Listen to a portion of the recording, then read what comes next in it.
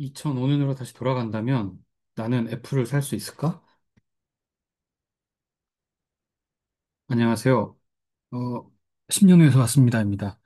오늘 드디어 익스트림 피어에 올라갔습니다. 공포 지수가 11로 가장 극단적인 공포에 몰렸는데요. 이 정도면 다들 아시는 것처럼 투자해 볼 만한 시기가 드디어 도래한 것이죠. 물론 지금보다 더 떨어질 수도 있습니다. 하지만 지금부터 투자를 시작을 하면 적어도 무릎 정도는 될 거다라는 건 뭐 기존에 이제까지 역사가 다 증명하고 있는 일이라 네, 한번 고민해 보시면 어떨까 싶은데요. 그 기준은 이겁니다.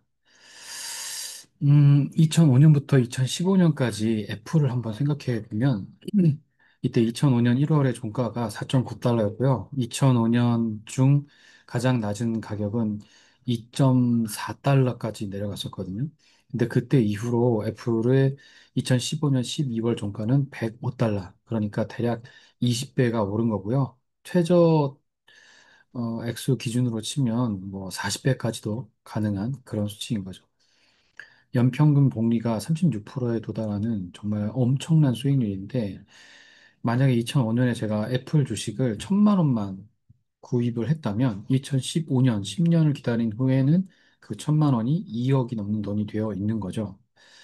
자, 과연 내가 다시 한번 2005년으로 돌아간다면, 물론 앞날은 어떻게 될지 모른다는 가정하에 내가 다시 그 상황이 되어도 애플을 살 수 있을까? 그 고민을 지금 시대에 한번 대입을 해봤습니다. 스마트폰 시대가 시작되었던 2008년, 아이폰이 세상에 공개됐던 2008년, 그때로부터 3년 전인 2005년, 애플에서 아이폰을 열심히 준비하고 있었을 그 시기부터 아이폰 발표를 지나 스마트폰 시대가 도래하고 성숙했던 2015년까지 그 10년의 기간이 혹시 지금 다시 시작하고 있는 건 아닐까요?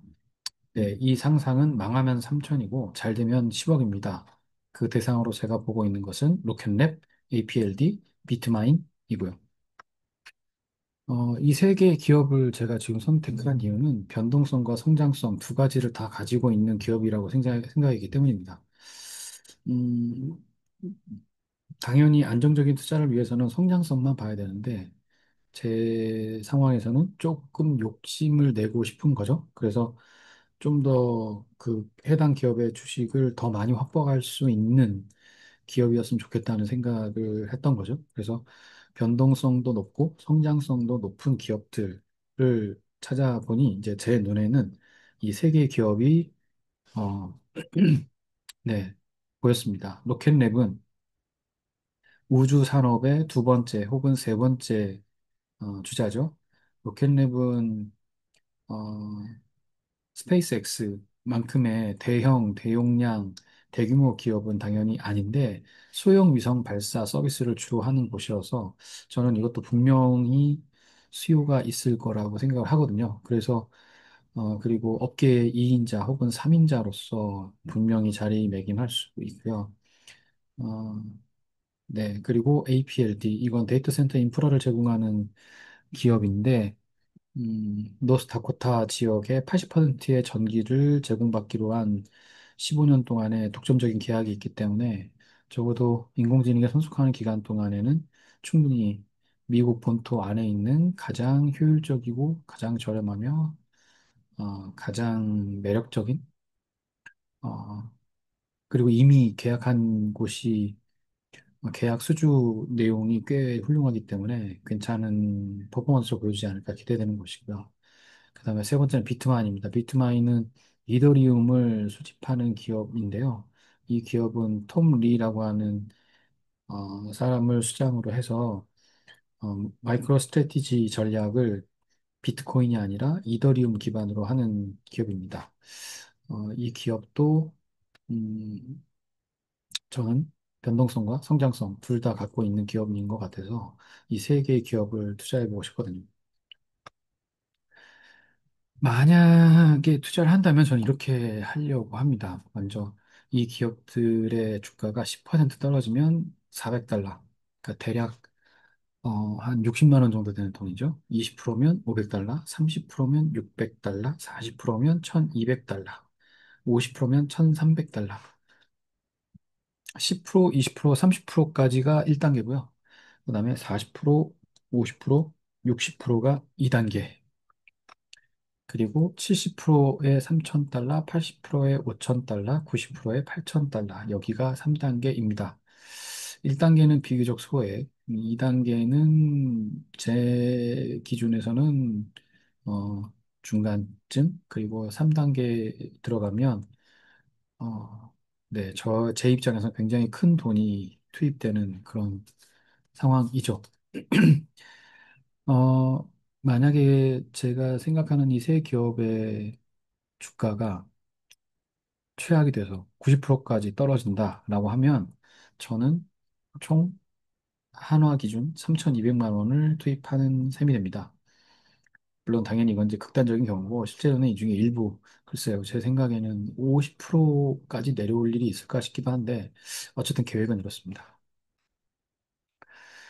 수익률을 계산을 해보면 만약에 10% 떨어졌을 때 그게 원금 회복을 기준으로 하면 1.1배가 오는 거고요.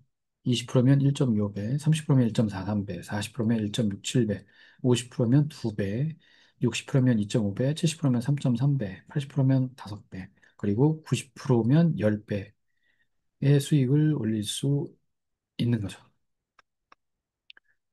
그러니까 정리해 보자면 저는 하나 3천 맥시멈 3,200만 원을 투자할 것으로 지금 이 투자 낚시 예, 규모를 이렇게 정해놨고요.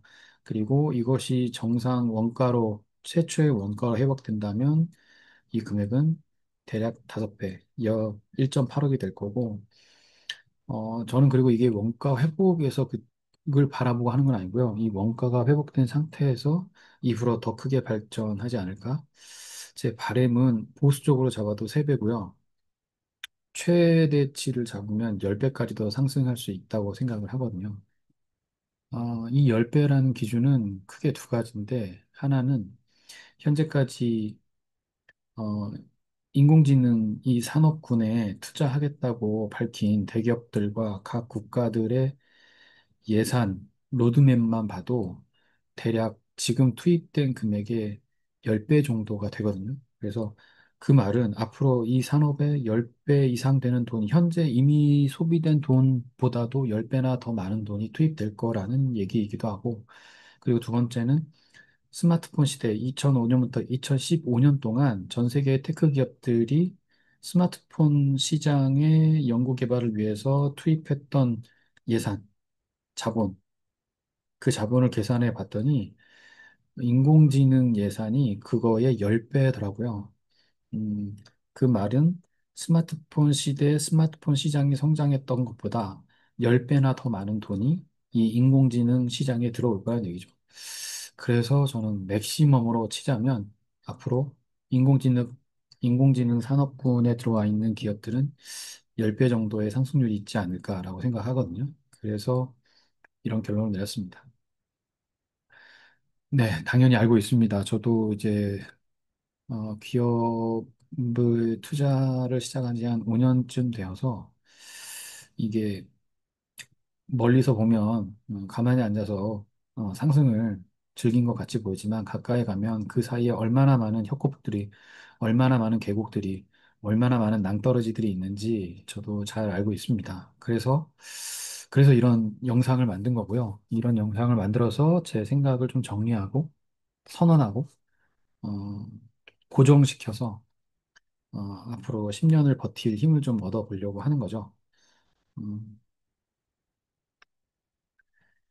최악의 경우 제가 날릴 수 있는 돈은 3,200만 원입니다. 어, 제 입장에서는 큰 돈입니다. 작은 돈은 아닙니다. 월급쟁이 신세이기 때문에.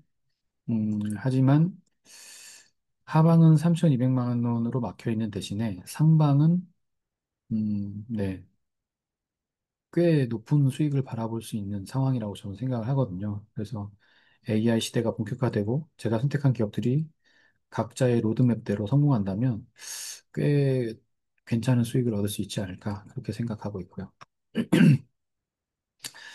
누군가 그렇게 얘기하겠죠. 진짜 인공지능 시대가 올까? 정말? 이라고 할 텐데 뭐 앞일은 모르죠. 하지만 저는 시대에 보려고 하고요.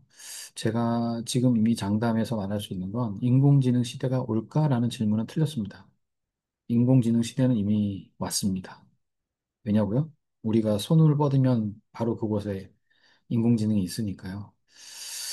중요한 건, 음, 아이폰 모먼트라고 생각합니다. 그 전에도 아이폰에 활용된 기술들은 다 있었거든요. 근데 그 아이폰에 활용된 인터넷, 전화, MP3 기술이 아이폰이라는 디바이스 하나로 모여서 사람들의 손에 쥐어졌을 때, 그때 아이폰 모먼트가 시작된 거죠. 그러니까 인공지능 소프트웨어는, 인공지능이란 시스템은, 인공지능이란 서비스는 이미 있죠. 너무너무 훌륭하고 편리하고 완벽한 대단한 서비스인데 지금 중요한 건 그것을 우리 손에 쥐어줄 디바이스가 아직은 없다는 거죠. 근데 저는 3년 안에 이 디바이스가 전 세상에 출현하는 그때가 오지 않을까. 그리고 그게 나타나서 사람들이 인공지능이라는 이 기술을 일상 속에 마음껏 편하게 쓸 수 있는 그 디바이스가 완성이 되고 출현하고 나면 그 사용량은 폭발적으로 늘어날 거고요. 그 변화는 인류의 삶을 굉장히 크게 변화시킬 것 같거든요. 음, 그래서, 네, 저는 한번 기대해 보려고 합니다. 그래서 다시 처음 질문으로 돌아간다면, 2005년으로 다시 돌아간다면 나는 애플을 살 수 있을까? 확신은 못 하겠습니다. 그러니까 미래를 모른다는 가정하에 다시 제가 2005년에 돌아가서 애플이라는 기업이 있는데, 이런 사업을 하려고 하는데, 혹시 1,000만 원 투자해 볼 수 있겠어? 라고 할 때 저는 과연 투자할 수 있을까? 음, 분명한 건 이겁니다. 투자하고 싶어요. 어, 투자해보고 싶습니다. 망하더라도. 그래서 지금 해보려고 합니다. 아, 인공지능 시대에 한번 투자를 해보겠습니다. 마지막으로 드리고 싶은 말씀은 이 영상은 투자를 권유하는 영상은 아니고요. 10년 후에서 왔습니다라는 제목처럼 저는 이 영상을 10년 후에 저에게 보내는 영상으로 생각하고 있거든요. 그래서 10년 후에 이 영상을 다시 보았을 때 제일 바라는 건, 아, 역시 그때 잘했네. 라는 생각을 하면서 이 영상을 다시 봤으면 하는 바람이고요. 설령 실패한다고 해도, 아, 그때 이런 생각을 했었구나. 참, 무모했네. 라는 생각을 할 수도 있죠. 하지만 그러면서도 동시에 좋은 추억이 될 것 같습니다. 3천만 원 대단히 큰 돈이지만, 3천만 원 없어진다고 해도, 실패한다고 해도, 뭐, 제 인생이 무슨 완전 폭망하고 뭐 이렇게까지 느낄 정도의 돈은 아닌 것 같거든요. 한번 10년을 걸어보기에는, 나쁘지 않은 적절한, 금액이 아닌가 하는 생각입니다. 혹시 제 이야기를 들으시고, 좀, 어, 이해가 되시거나 공감이 되신다면, 어, 저와 비슷하게 아니면 다른 기업도 좋고요. 지금 이 인공지능 시대에 뭔가 여러분들의 눈에 들어오는 기업이 있다면, 뭐, 금액이 어떻든 한번 투자해 보시고, 10년 후에 이 영상을 보시면서 같이 오늘을 떠올리며 즐길 수 있다면 좋겠다는 생각을 해봤습니다. 네, 오늘 영상은 여기까지입니다.